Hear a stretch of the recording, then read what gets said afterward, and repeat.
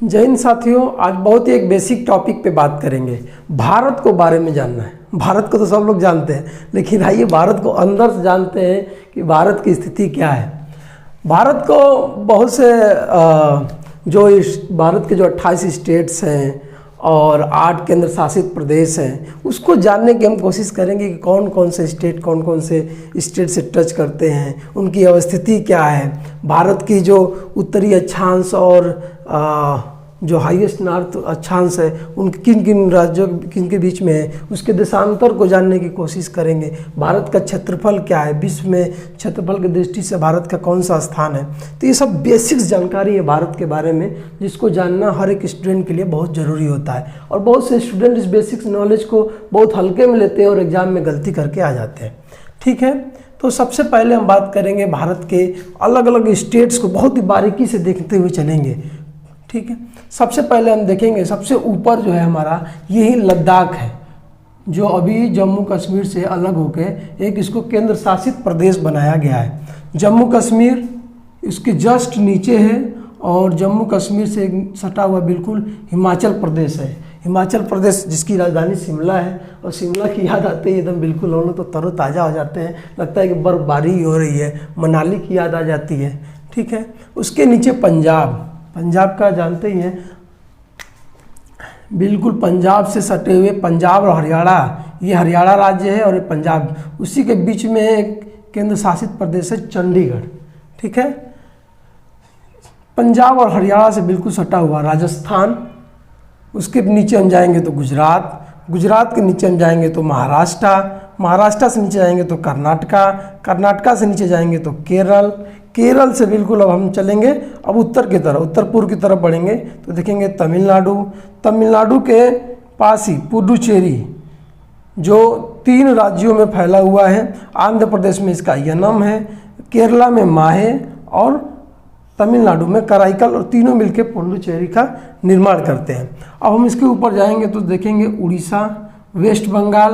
अब हमको बीच से जाना है, जैसे कि हमने हरियाणा तक अपना कवर कर लिया था, हिमाचल प्रदेश भी हो गया था, उत्तराखंड हिमाचल प्रदेश और नेपाल के बीच में, यानी कि उत्तर प्रदेश से अलग हुआ कर उत्तराखंड का निर्माण हुआ था। ठीक है, तो उत्तराखंड और उत्तर प्रदेश दोनों बिल्कुल सटे हुए हैं। ठीक, और उत्तर प्रदेश के नीचे जाएंगे तो बिहार, झारखंड, और ये देखिए उड़ीसा के ऊपर ये हमारा उड़ीसा है और उसी के ऊपर जस्ट छत्तीसगढ़ लगा हुआ है। और सबके बीच में मध्य का जो क्षेत्र है वो मध्य प्रदेश में, वो उत्तर प्रदेश से भी लगा हुआ है, राजस्थान से लगा हुआ है, गुजरात से लगा हुआ है, महाराष्ट्र से लगा हुआ है, छत्तीसगढ़ से लगा हुआ है, बिल्कुल बीच में एरिया है। ठीक है, महाराष्ट्र भी हमारा कवर हो गया। अब इधर चलते झारखंड भी देख लिया हमने, और पश्चिम बंगाल जो बिल्कुल हमारा किनारे है, पश्चिम बंगाल के अब ऊपर चलेंगे तो देखेंगे किस तरह से सिक्किम है। सिक्किम से आगे जाएंगे तो हमको पूर्वोत्तर क्षेत्र के 7 ऐसे स्टेट्स मिलेंगे जिनको हम 7 सिस्टर्स ऑफ इंडिया कहते हैं, मतलब कि 7 बहन की संज्ञा दी जाती है। कौन कौन से वो राज्य आइए देखते हैं। मेघालय, असम, अरुणाचल प्रदेश, नागालैंड, मणिपुर, मिजोरम, त्रिपुरा, ये 7 राज्य जो हैं, इसमें हम सिक्किम को अलग कर लेंगे। इन 7 राज्यों में सिक्किम को हम लोग नहीं लेते हैं, जो 7 बहन जिसकी संज्ञा दी जाती है। ठीक है, तो ये तो हो गए उत्तर पूरे इसकी बात। अब हम इसमें से केंद्र शासित प्रदेश को देखेंगे। अंडमान निकोबार हमारा एक केंद्र शासित प्रदेश हो गया, पुडुचेरी केंद्र शासित प्रदेश हो गया, लक्षद्वीप केंद्र शासित प्रदेश हो गया, दादरा नगर हवेली दमन एंड दीव केंद्र शासित प्रदेश हो गया, दिल्ली केंद्र शासित प्रदेश हो गया, चंडीगढ़ केंद्र शासित प्रदेश हो गया, लद्दाख केंद्र शासित प्रदेश हो गया। तो कुल 8 केंद्र शासित प्रदेश हमारे यहाँ पे आपको देखने को मिल जाएंगे। ठीक, अगर हम बात करते हैं कि अब अलग अलग कंट्री से भी थोड़ा इसका संबंध देख लेते हैं। जैसे पाकिस्तान को रेड क्लिफ लाइन जो है पाकिस्तान और भारत को अलग करती है। अफगानिस्तान से अगर हम बात करें तो बहुत ही छोटा सा डूरंड लाइन्स के द्वारा अलग होता है। हालांकि यह पीओके के अधीन हो गया, यह भी हमारे पीओके के अंडर में है, जो हमारी डूरंड लाइन है। ठीक है, चाइना को हम जैसे जानते हैं कि मैकमोहन रेखा अलग कर दी है। ये सारी चीज़ें बहुत ही ध्यान देने की ज़रूरत है। और ये भाई साहब को तो सब जानते ही हैं, लटका हुआ है भारत से श्रीलंका, और भारत के नीचे ही बिल्कुल ये है जो हमारे भारत के दक्षिणतम बिंदु को एक अलग करने का काम करता है। ठीक है, बंगाल की खाड़ी और अरेबियन सी, अरब सागर और बंगाल की खाड़ी। तो भारत के पूरब में जो है बंगाल की खाड़ी है और भारत के पश्चिम में अरब सागर है। ठीक है, इतना तो क्लियर हो गया सबको। अब हम बात करेंगे कि भारत को जो अक्षांशी और देशांतरी विस्तार है भारत का, हम उसकी बात करेंगे। तो भारत का जो ये सब लोग जानते हैं कि भारत जो है उत्तरी अक्षांश में बसा हुआ है, मतलब कि ये हमारा जो विषुवत रेखा जाता है उसके ऊपर जो भी देश होगा, जो भी एरिया होगा, हम उसको उत्तरी अक्षांश कहेंगे। तो भारत उत्तरी अक्षांश में स्थित है और ये 8 डिग्री 4 मिनट उत्तरी अक्षांश से शुरू होता है।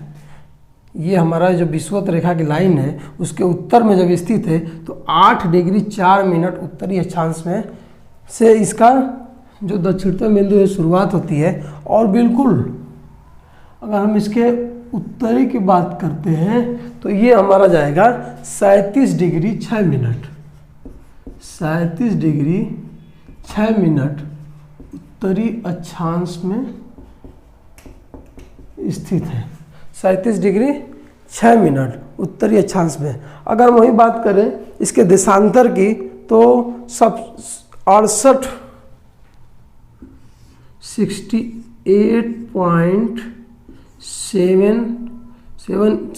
डिग्री 7 मिनट पूर्वी देशांतर से इसकी शुरुआत होती है। और अगर हम इसके पूर्व में जाते हैं तो ये 97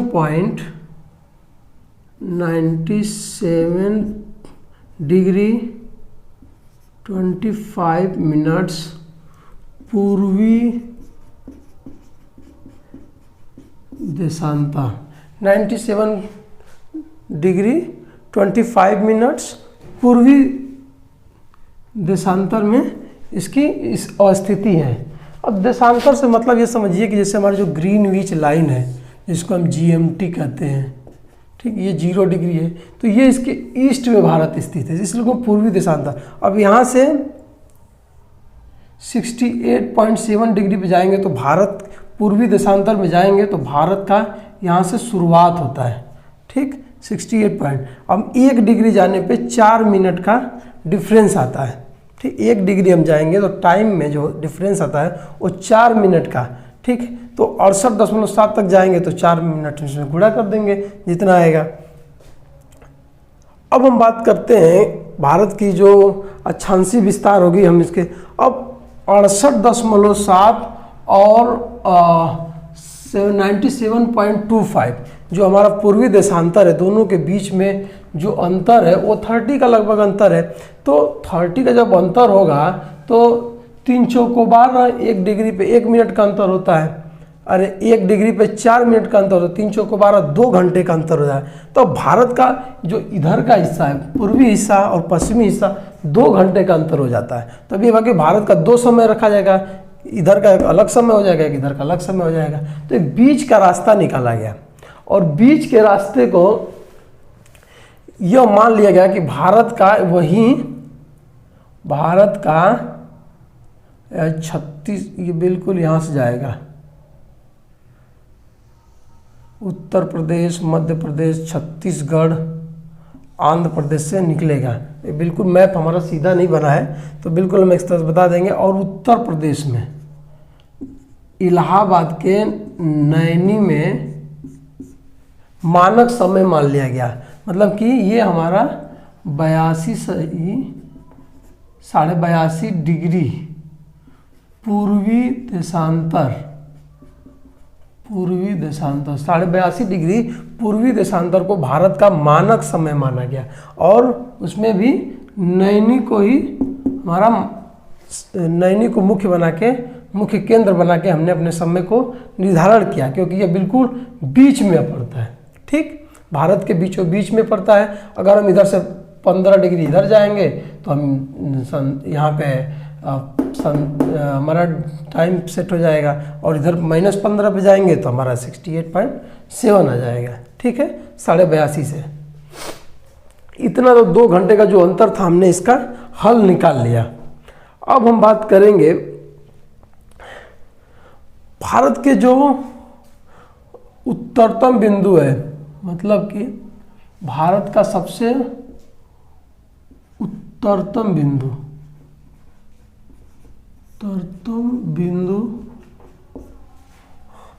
और भारत के मुख्य भूमि का दक्षिणतम बिंदु,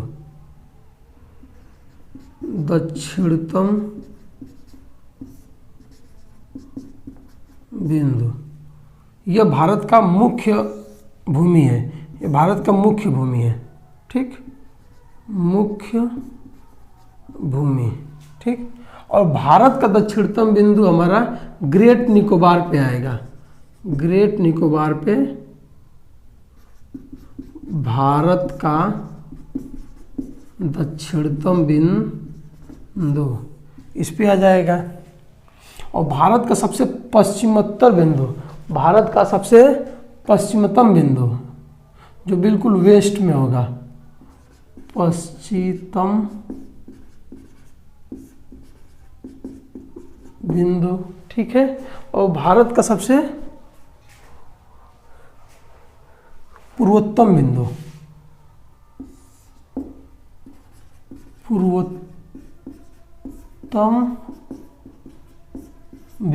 ठीक। तो सबसे पहले हम बात करेंगे भारत का सबसे पश्चिमतम बिंदु जो हमारा गुजरात में है। गुजरात में कौन सी जगह है? गौहर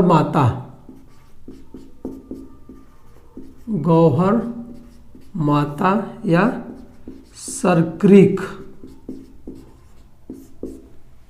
जो भारत का सबसे पश्चिमतम बिंदु है वह गौहर माता या सरक्रीक है। ठीक है, अगर हम बात करें भारत का सबसे पूर्वोत्तम बिंदु की तो वह है किबिथु।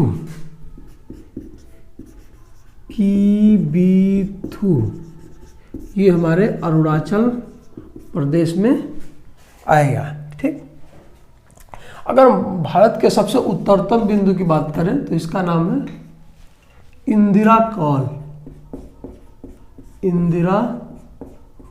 Call point. ठीक है, भारत की जो मुख्य भूमि है, भारत की मुख्य भूमि है, और भारत के मुख्य भूमि की अगर हम बात करें तो इसका सबसे जो दक्षिणतम बिंदु होगा वह होगा कैप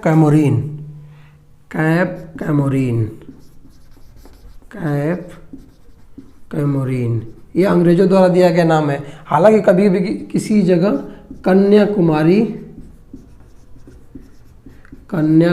को भी दिया रहता है। तो ये ध्यान देने की बात है। अगर भारत के मुख्य भूमि का दक्षिणतम बिंदु पूछता है तो कैप कैमोरीन या कन्याकुमारी दोनों में से कोई भी ऑप्शन आएगा, तो आप यहाँ पे ट्रिक कर सकते हैं। ठीक है, और भारत का सबसे पूर्वोत्तम बिंदु जैसे कि हमने किबुती अरुणाचल प्रदेश में पढ़ लिया, पश्चिमतम बिंदु गौहर माता सरक्रीक में पढ़ लिया, और भारत का सबसे दक्षिणतम बिंदु जो है इंदिरा पॉइंट आ जाएगा। ये चीज़ों को ध्यान देना है। इंदिरा पॉइंट भारत का सबसे दक्षिणतम पॉइंट। ठीक है, इसको पगमेलियन भी बोलते हैं। पगमेलियन इसका वास्तविक नेम है, पगमेलियन। ठीक, अब हम बात करेंगे भारत के उत्तर से दक्षिण और पश्चिम से पूर्व का डिस्टेंस कितना है। अगर हम बात करें भारत के बिल्कुल ये उत्तरी हिस्सा ही हो जाएगा और ये दक्षिणतम हिस्सा। अगर हम यहाँ से यहाँ तक की दूरी को लें तो हो जाएगा उत्तर से दक्षिण दूरी 3214 किलोमीटर। ठीक है, और वहीं हम बात करें पश्चिम से पूर्व की दूरी तो हो जाएगा पश्चिम से पूर्व की दूरी 2933 किलोमीटर। कभी कभी एग्जाम में पूछ देता है इसको ध्यान में रखना है, कोई बहुत ज़रूरी नहीं है। ठीक, अब हम बात करेंगे भारत में कर्क रेखा की। कर्क रेखा भारत के किन किन राज्यों से गुजरती है।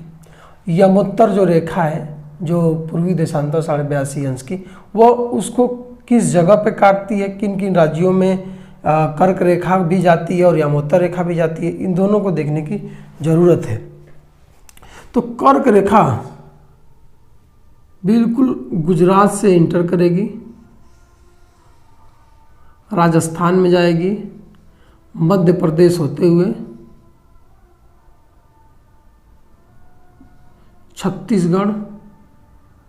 छत्तीसगढ़ से झारखंड, पश्चिम बंगाल और पूर्वोत्तर के राज्यों में त्रिपुरा और मिजोरम होते हुए निकल जाएगी।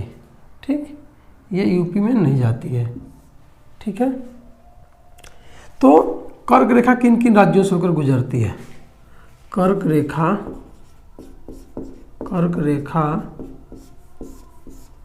ये देखो भारत के बिल्कुल बीचों बीच से गुजरती है। कर्क रेखा भारत के बीचों बीच से गुजरती है, भारत को दो भागों में बांटने का काम करती है। 23.5 डिग्री उत्तरी अक्षांश कर्क रेखा की अवस्थिति है और गुजरात से इंटर करती है। गुजरात से इंटर करेगी, राजस्थान में जाएगी, राजस्थान से मध्य प्रदेश से छत्तीसगढ़ से निकलेगी झारखंड से निकलेगी वेस्ट बंगाल से पार करते हुए हमारा त्रिपुरा और मिजोरम। ठीक, ये 8 राज्यों से भारत के गुजरती है। अब यहाँ पे एक चीज़ और एग्जाम में कभी कभी पूछ देता है, कर्क रेखा भारत के किस राज्य से सबसे अधिक और सबसे कम, मतलब कि किस राज्य में सबसे अधिक ट्रेवल करती है। तो मध्य प्रदेश में सबसे अधिक देखिए मध्य प्रदेश में की दूरी सबसे अधिक है और राजस्थान में बिल्कुल सबसे कम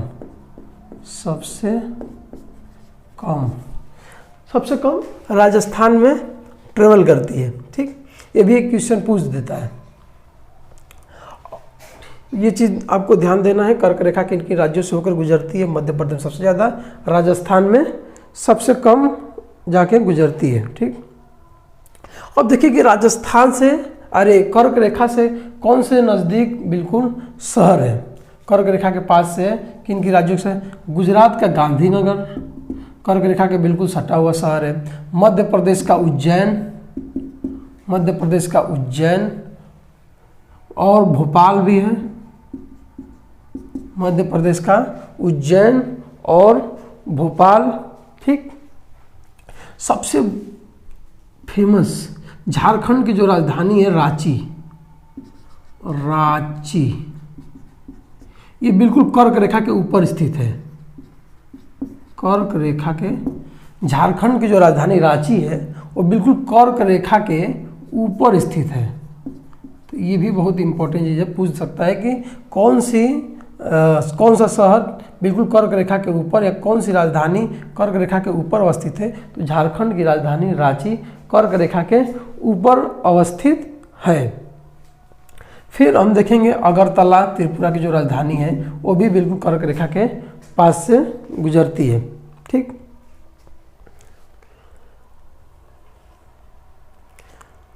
अब हम बात करेंगे जो 82.5 अंश पूर्वी देशांतर जो भारत का मानक समय रेखा है वो किन किन राज्यों से होकर गुजरती है। ठीक, तो सबसे पहले हम देखेंगे उत्तर प्रदेश से गुजरती है, ये जो कर्क रेखा आ रही है। ठीक, मध्य प्रदेश से गुजरती है, यहाँ पे हमारा मध्य प्रदेश से गुजर रही है। ठीक, मध्य प्रदेश से छत्तीसगढ़ गुजरती है, छत्तीसगढ़ से आंध्र प्रदेश में गुजरती है। तो उत्तर प्रदेश, मध्य प्रदेश, झारखंड, छत्तीसगढ़, आंध्र प्रदेश, तो 5 राज्यों से होकर हमारी जो मानक समय रेखा है वह गुजरती है। अब यहाँ पे एक चीज़ और देखना है, कौन से ऐसे स्टेट हैं कौन सा ऐसा स्टेट है भारत का जिससे कि दोनों जो कर्क रेखा है और यमोत्तर रेखा है दोनों गुजरती है उससे। तो देखिए कि मध्य प्रदेश से भी जो हमारी ये देशांतर रेखा आ रही है 82.5 इंच पूर्वी देशांतर रेखा, वह मध्य प्रदेश से भी गुजर रही है और छत्तीसगढ़ से भी गुजर रही है, ठीक।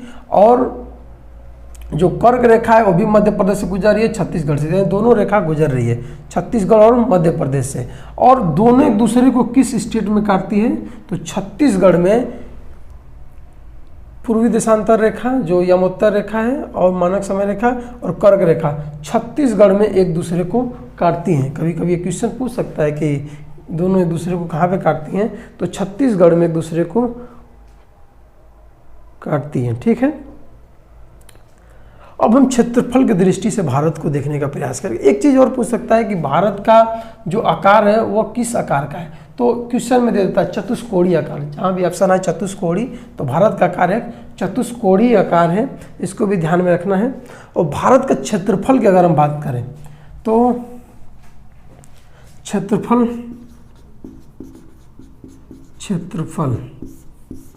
भारत का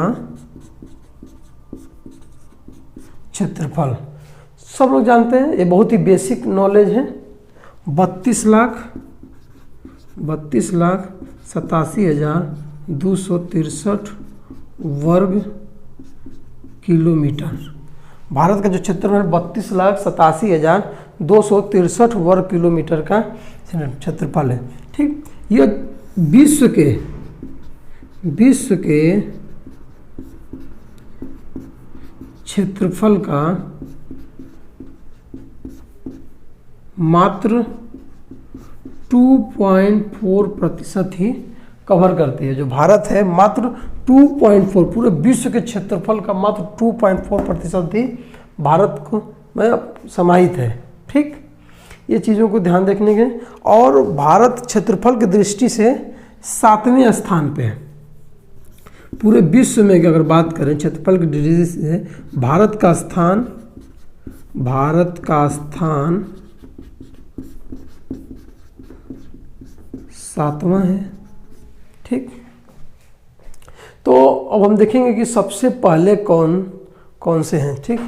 तो सबसे क्षेत्रफल की दृष्टि से देख लेते हैं एक बार, ठीक। रसिया,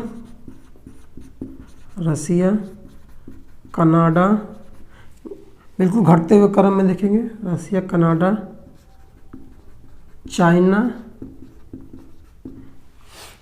हो गया, यूएसए हो गया, ब्राज़ील,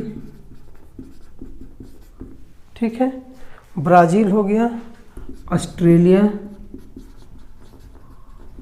1 2 3 4 5, 2 2 4 2 6, उसके बाद इंडिया का 7वें स्थान पे नंबर आता है, ठीक। 8वें स्थान पर अर्जेंटीना आता है, अगर देखना हो तो आप देख सकते हैं, ठीक। तो ये सारी चीज़ें हमने देख ली है। अब हम बात करेंगे भारत के ये सारी चीज़ें हमने कवर कर ली हैं। भारत के सारे हमने राज्यों को देख लिया, भारत के जितने केंद्र शासित प्रदेश है उनको देख लिया, अंडमान निकोबार द्वीप को देख लिया, यहाँ पे लक्षद्वीप समूह को देख लिया, ठीक। भारत के हमने उत्तर से दक्षिण, पश्चिम से पूरब, ठीक, इनकी दूरी को देख लिया। भारत का पूरा हमने क्षेत्रफल देख लिया, भारत का सबसे पूर्वोत्तम बिंदु देख लिया, उत्तरतम बिंदु देख लिया, नॉर्थ ईस्ट पॉइंट देख लिया, साउथ ईस्ट पॉइंट देख लिया, ठीक, पश्चिमतम बिंदु देख लिया, पूर्वोत्तम बिंदु देख लिया। तो ये रहा है बेसिक, बिल्कुल भारत के बिल्कुल बेसिक नॉलेज।